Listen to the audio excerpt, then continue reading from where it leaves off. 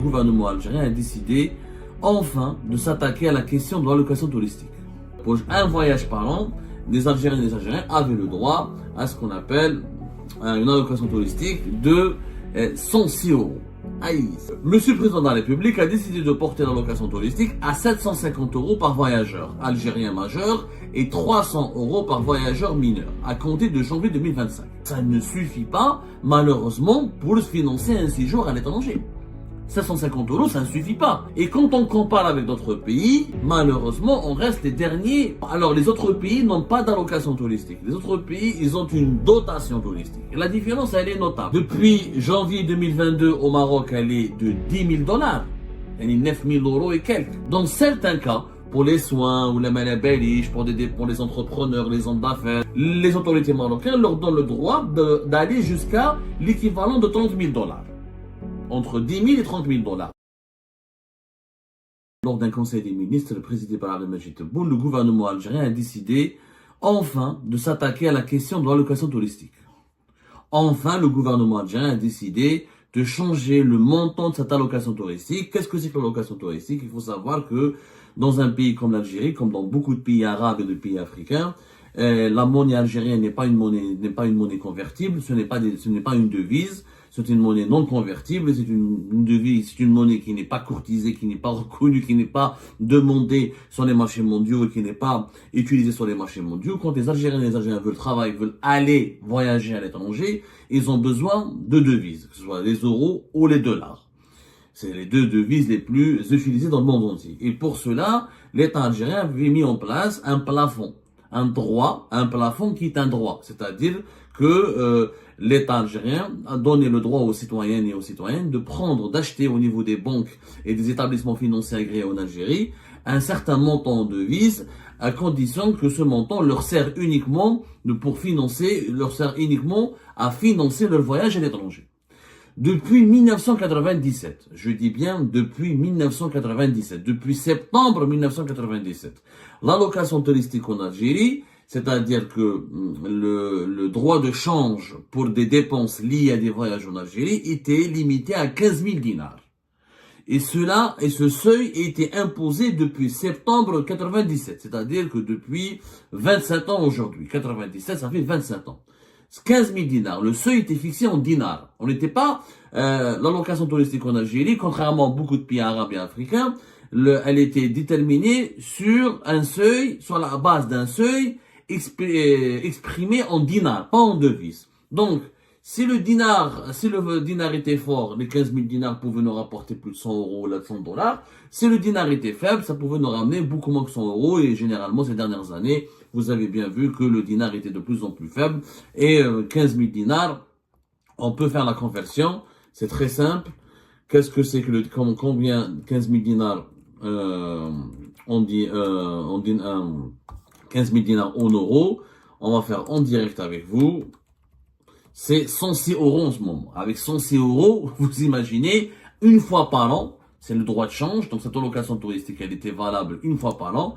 Donc pour un voyage par an, les Algériens et les Algériens avaient le droit à ce qu'on appelle une allocation touristique de 106 euros. Aïe, c'est quand même catastrophique. 106 euros, faut savoir, ce qui est l'équivalent de 111 $ aussi. Ça suffit à peine pour payer un taxi depuis d'un aéroport parisien jusqu'au cœur de Paris, ou là depuis n'importe quelle ville européenne, en Amérique du Nord. Ça suffit à peine pour de quoi financer un taxi. Donc, cette allocation touristique, elle était tout simplement ridicule et humiliante et honteuse. Le Conseil des ministres hier, donc, a décidé enfin, ça fait 3 ans qu'on en parle, depuis 2021-2022, le gouvernement Abdel Majid Tebboune avait promis de s'attaquer à cette problématique de l'allocation touristique et d'augmenter le montant.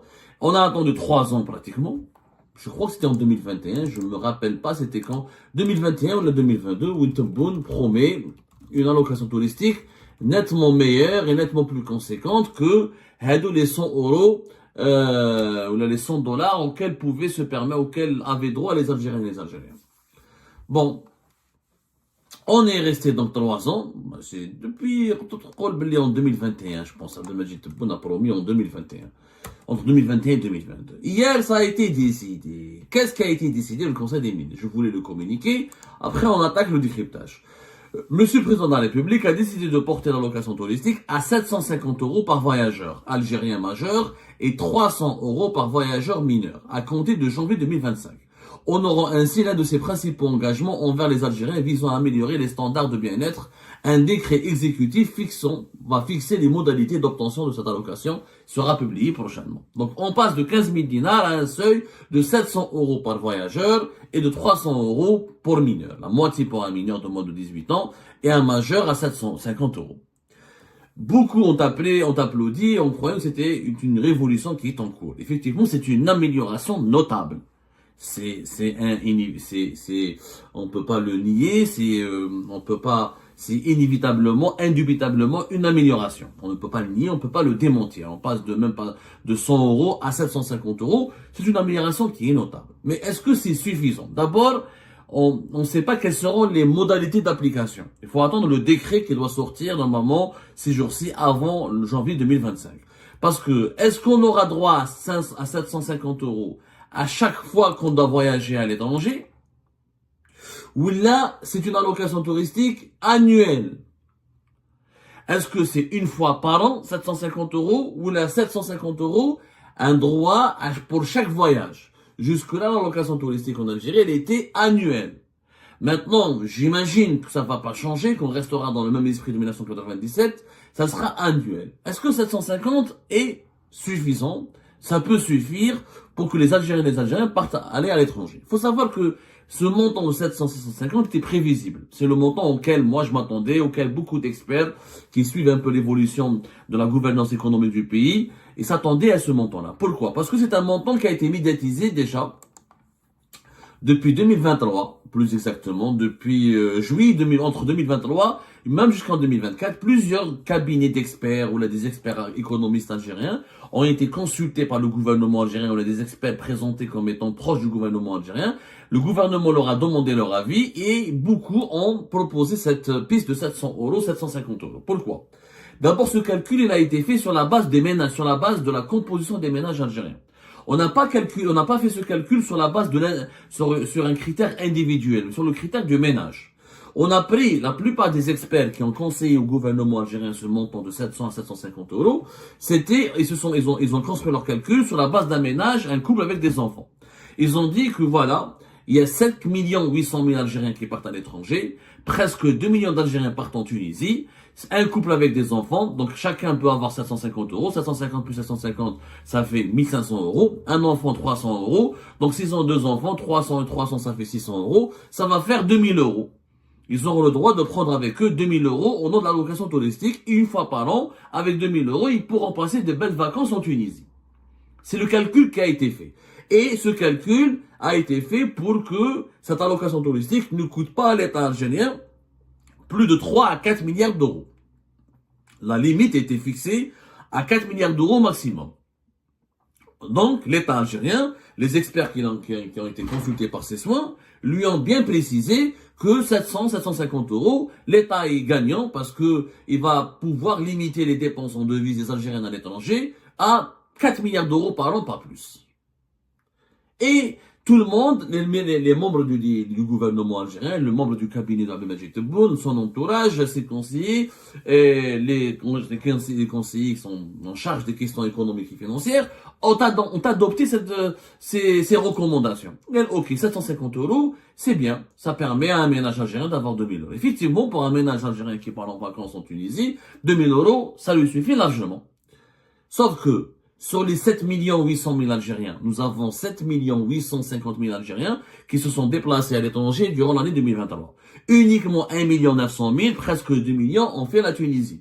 Mais il y a beaucoup d'Algériens et d'Algériens qui partent à l'étranger dans d'autres pays des pays qui sont totalement différents, qui sont beaucoup plus chers, beaucoup plus onéreux, qui ont des réalités économiques et sociales différentes de la Tunisie. Il y a beaucoup d'Algériens et d'Algériens qui partent en France pour aller étudier. Nous avons 30 000 étudiants algériens en France. Nous avons des Algériens qui partent se soigner en Europe, en France, en Espagne, en Belgique. Des Algériens qui partent rejoindre leurs parents en France ou à l'étranger. Des Algériens qui partent visiter leurs parents au Canada. Donc, on ne visite pas que la Tunisie. La Tunisie est le pays le plus visité par les touristes algériens. Mais il n'y a pas que la Tunisie. Et 750 euros, quand on est un célibataire, quand on parle pas en couple, ou là on parle pas en famille avec des enfants, ça ne suffit pas, malheureusement, pour financer un séjour à l'étranger. 750 euros, ça ne suffit pas. C'est plus important que 100 euros, mais 550 euros pour une ville comme Paris, ou la Lyon, ou la Marseille, ou la Bordeaux, ou la Montréal, ou la Bruxelles, ou la Alicante, c'est 3-4 jours de subsistance, maximum, même pas plus. Les hôtels, des fois, 100-200 euros par nuit, parce qu'il y a beaucoup d'Algériens et d'Algériens qui partent à l'étranger, qui ne sont pas forcément hébergés par leurs proches, etc., surtout pour aller se soigner, ou là pour aller faire des études, ou là pour aller le Hajj, le Hajj, c'est 1000 euros. Les Hajj, ils ont donné au Hajjaj 1000 euros, non location touristique, de 1000 dollars plutôt, même pas d'euros, c'est 1000 dollars par Hajj. Le Hajj, est-ce que 1000 dollars ça suffit? C'est quand même, on se pose des questions, vraiment pas. Quand on peut, le Hajj, c'est minimum entre 3000 et 4000 des fois. Ça dépend des conditions d'hébergement, ça dépend de l'inflation d'Arabie Saoudite, ça dépend la période durant laquelle on va rester, etc. Donc, réellement, pour la Tunisie, c'est suffisant. Pour aller à l'étranger vers d'autres pays à travers le monde, que ce soit au Moyen-Orient, ou là en Europe occidentale, ou là en Europe tout court, ou en Amérique du Nord, c'est pas suffisant. Et quand on compare avec d'autres pays, malheureusement, on reste les derniers du peloton, on est toujours les derniers de la classe. Il faut savoir que la location touristique en Afrique du Nord, la location touristique en Algérie, elle est la plus faible. Depuis janvier 2022 au Maroc, elle est de 10 000 dollars. Elle est 9 000 euros et quelques. 10 000 dollars. Depuis le 1er janvier 2022, alors les autres pays n'ont pas d'allocation touristique. Les autres pays, ils ont une dotation touristique. Et la différence, elle est notable. Pourquoi une dotation touristique et pas une allocation? Une allocation, c'est-à-dire c'est l'État qui te vend les devises selon un prix préférentiel, qui n'est pas le véritable valeur, ce prix ne correspond pas à la valeur des devises sur le marché. Le dinar, la véritable valeur du dinar, n'est pas celle qui est fixée par la Banque d'Algérie. Les banques algériennes, en ce moment, les banques algériennes, 1 euro, notez comme là, 1 euro, c'est 141 dinars. Sauf que ce taux de change, c'est un taux de change subventionné et sponsorisé par l'État. Il n'obéit pas à la loi de l'offre et de la demande. Le véritable valeur de l'euro, elle est sur le marché informel qui obéit à la loi de l'offre et de la demande.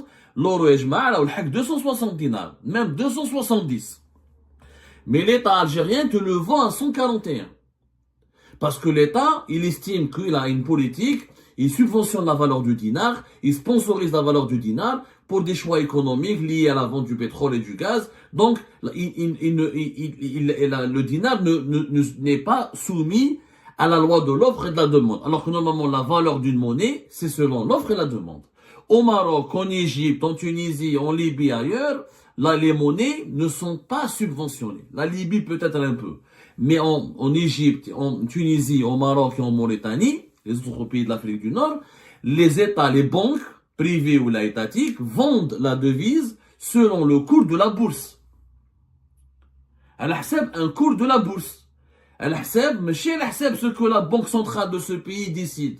Elle-Hseb, les monnaies tunisiennes, marocaines et mauritaniennes et égyptiennes, bon, elles sont quelquefois contrôlées par l'État, mais elles ne sont pas subventionnées.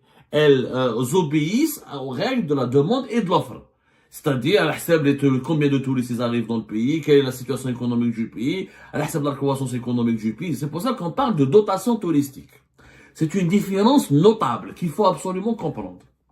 Au Maroc, la dotation touristique, elle est de l'équivalent de 10 000 dollars depuis le 1er janvier 2022. C'est-à-dire que le Marocain, une fois par an, il a le droit à un quota de 10 000 dollars qu'il peut utiliser comme il veut. Pour des voyages de tourisme, pour aller étudier à l'étranger. Dans certains cas, pour les soins ou les malabéliches, pour les entrepreneurs, les hommes d'affaires qui ont besoin de se déplacer à l'étranger, ou là pour certaines réunions, ou là pour certaines activités, les autorités marocaines leur donnent le droit d'aller jusqu'à l'équivalent de 30 000 dollars. entre 10 000 et 30 000 dollars. Mais c'est des cas rares, des cas compliqués, des cas pour de business, des cas de soins intensifs, etc. Mais les Marocains lambda ont le droit à une dotation touristique de 10 000 dollars. En Égypte, elle est aussi de 2 000 dollars. En Mauritanie, elle est de 7 500 dollars. En Libye aussi, elle est de 2 000 dollars. Et en Tunisie, la dotation touristique, elle est de 6 000 dinars tunisiens. C'est le dinar, et on convertit en dollars ou en euros. En euros, c'est 1800 et quelques, et en dollars actuellement, c'est 1900. Donc, l'Algérie, on est toujours dernier de la classe avec 750 euros. Et 1000 euros pour la 1750 euros, les 750 dollars. Attends, je revois, parce que c'est 750 euros, mais chez dollars, c'est 1000 dollars pour les pèlerins. 750 euros. Donc, 750, c'est presque 800 euros, on va dire. 750 euros, c'est presque 800 dollars. Donc, on est toujours les derniers. Mais maintenant, en retard, alors que les autres pays permettent à leurs citoyens d'avoir, en Libye, par exemple, c'est une réglementation depuis 2014, la dotation touristique est fixée à 2000 dollars, voilà son équivalent en devise étrangère. C'est-à-dire, c'est 9 000 euros, l'équivalent de 9 000 euros, 10 000 dollars, son équivalent en euros, c'est 9 000 et quelques. Plus exactement, le dollar. On va voir le dollar. Dollar américain, des 10 000 dollars, c'est 9 453 euros. Donc la Libye, c'est depuis 2014. L'Égypte, c'est depuis 2021. C'est un règlement bancaire qui s'appelle le numéro 430 du 2021 du ministère des Finances. C'est 10 000 dollars. Et son équivalent en devises étrangères, donc c'est 9 400 euros et quelques. Et en Mauritanie, c'est l'équivalent, en Mauritanie, c'est depuis 2012, depuis une instruction de la Banque centrale mauritanienne de 2012, c'est l'équivalent de 3 millions de leur monnaie locale, ce qui est l'équivalent de 7 500 dollars par an. 7 500 dollars. Donc, rien à bête. C'est-à-dire, on peut pas c'est pas avec les 750 euros, c'est pas avec une allocation touristique de 750 euros qu'on pourrait rattraper le niveau des autres pays de l'Afrique du Nord qui offrent des dotations touristiques plus importantes.